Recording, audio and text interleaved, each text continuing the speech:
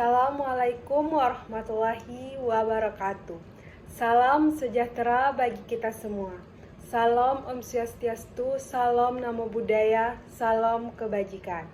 Dalam video kali ini, saya akan menjelaskan tentang sejarah agraria dari masa ke masa di Indonesia. Perkembangan tata kelola agraria sebelum berlakunya UUPA.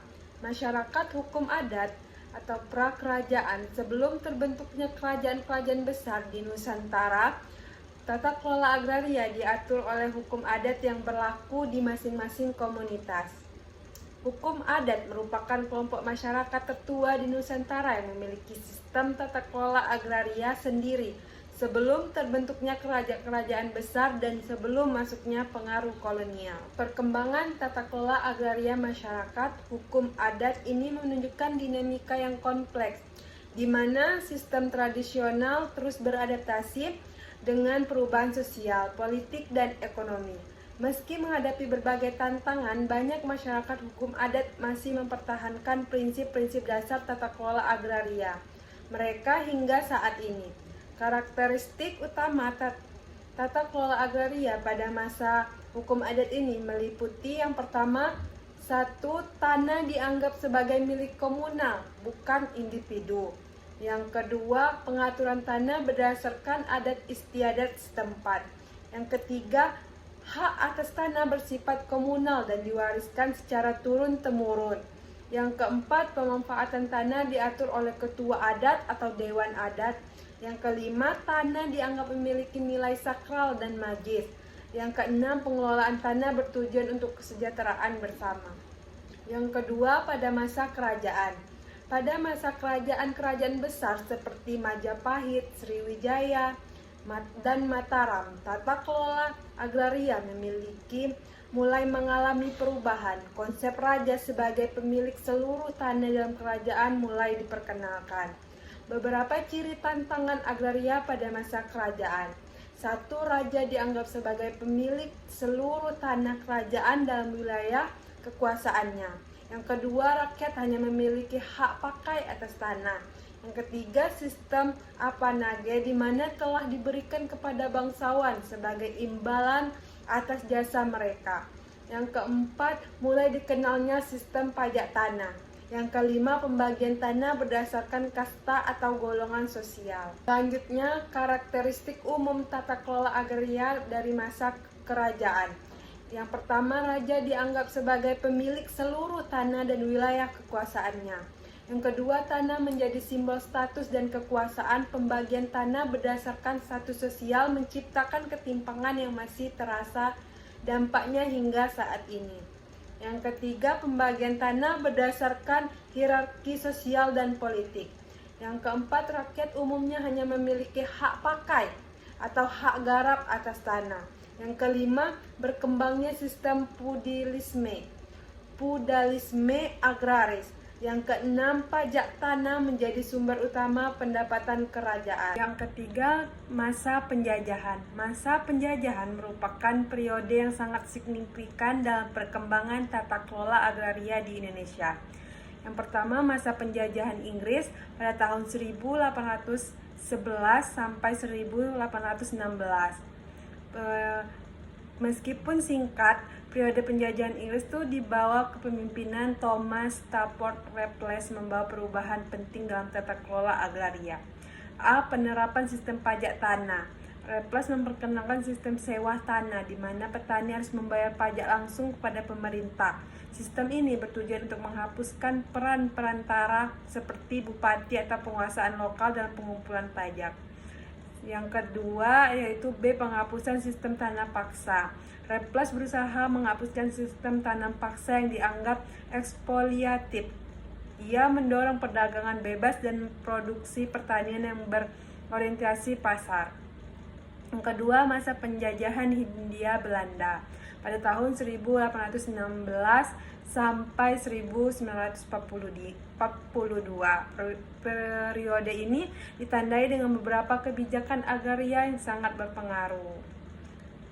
Yang pertama itu ada sistem tanam paksa pada tahun 1830 sampai 1870. Diperkenalkan oleh Gubernur Jenderal Johannes van der Bos, petani diwajibkan menyerahkan sebagian tanah tenaga kerja mereka untuk menanam tanaman ekspor. Selanjutnya, pada masa pendudukan Jepang pada tahun 1942 sampai 1945.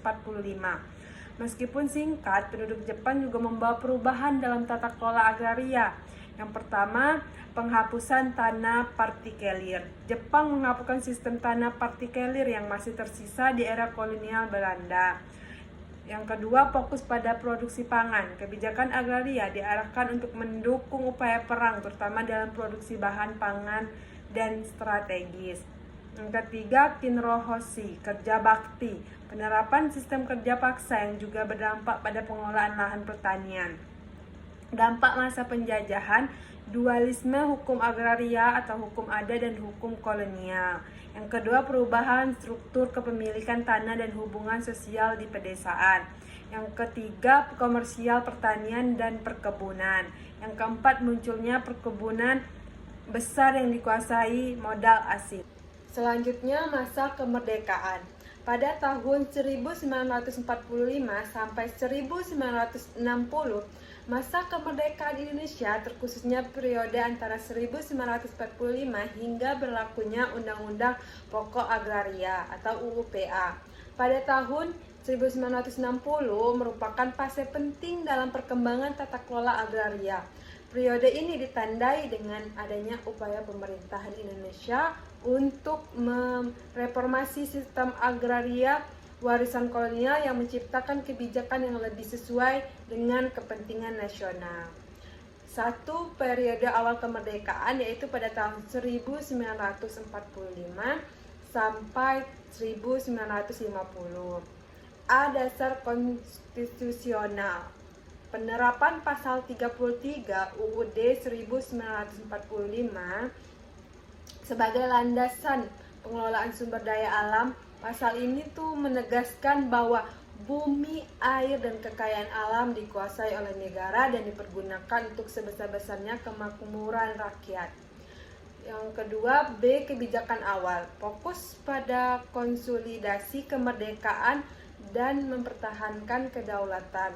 Belum ada perubahan yang signifikan dalam sistem agraria karena situasi politik yang masih tidak stabil.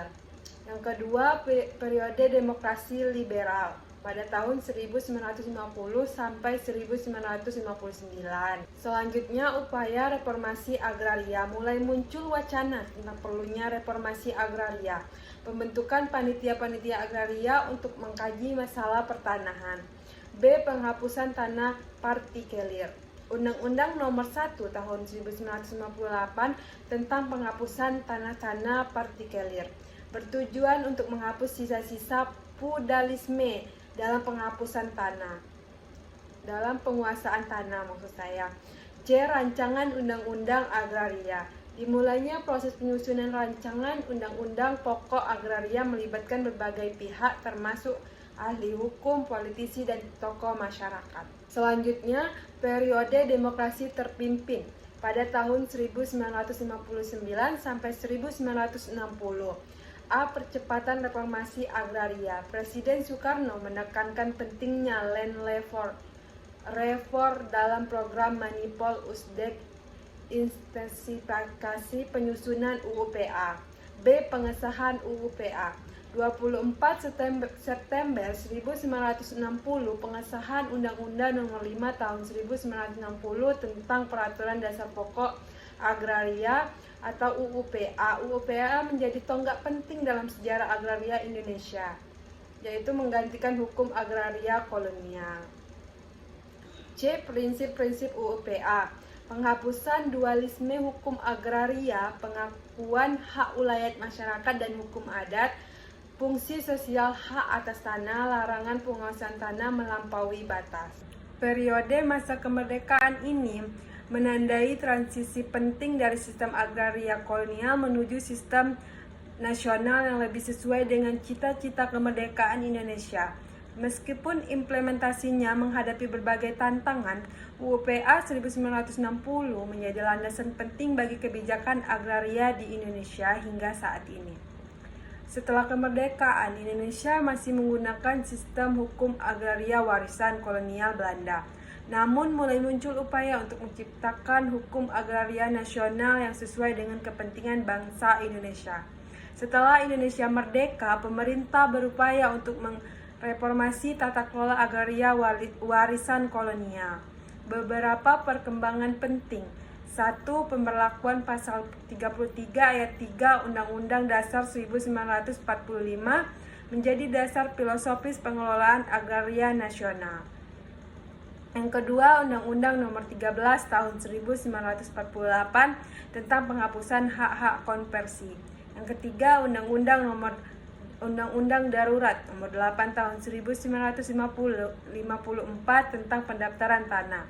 Yang keempat, penghapusan tanah-tanah partikelir melalui Undang-Undang Nomor 1 Tahun 1958.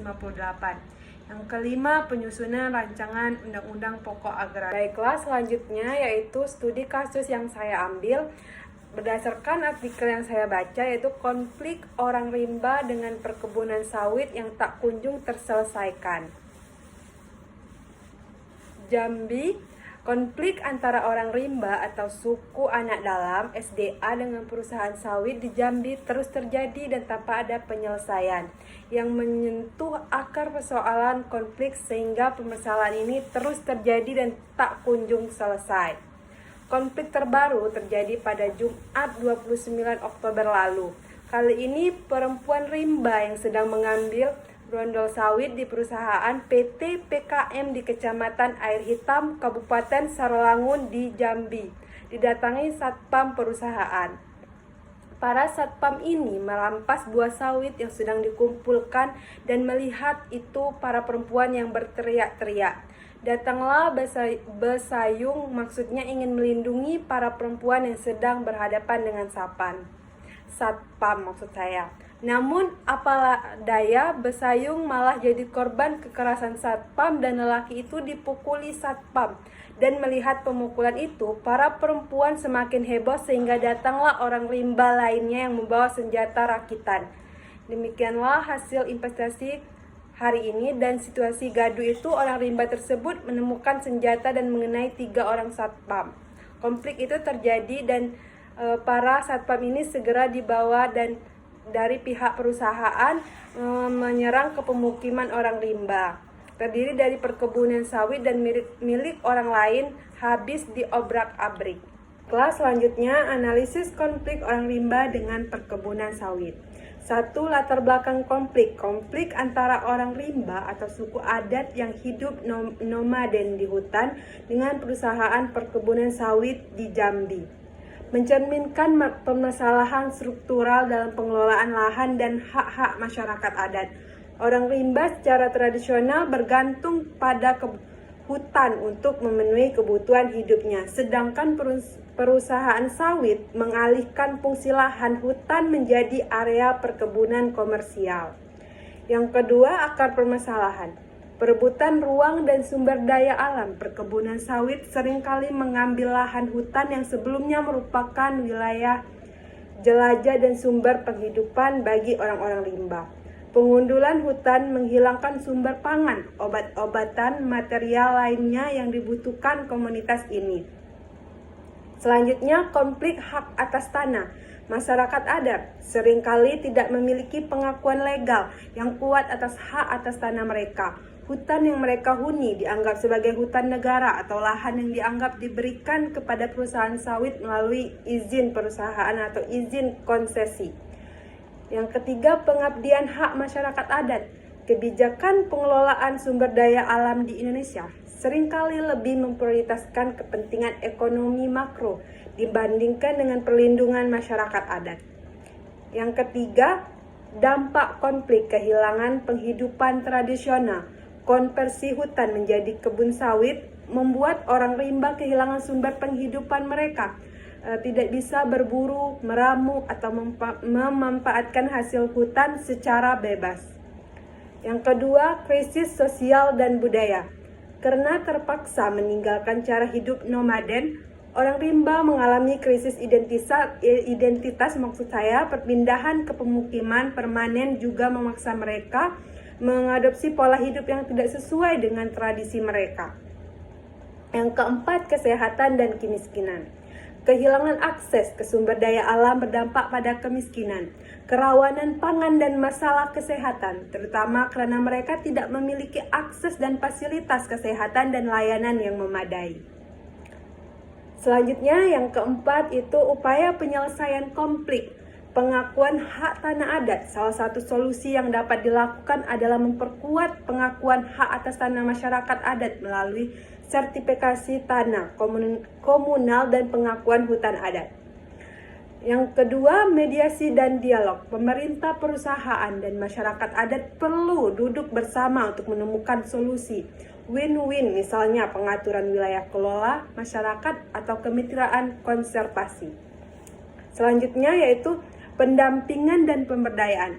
Pemerintah dan lembaga swadaya masyarakat atau LSM dapat mendampingi orang-orang rimba agar mampu memperjuangkan hak-hak mereka. Selain itu, perlu ada upaya peningkatan akses ke pendidikan dan kesehatan.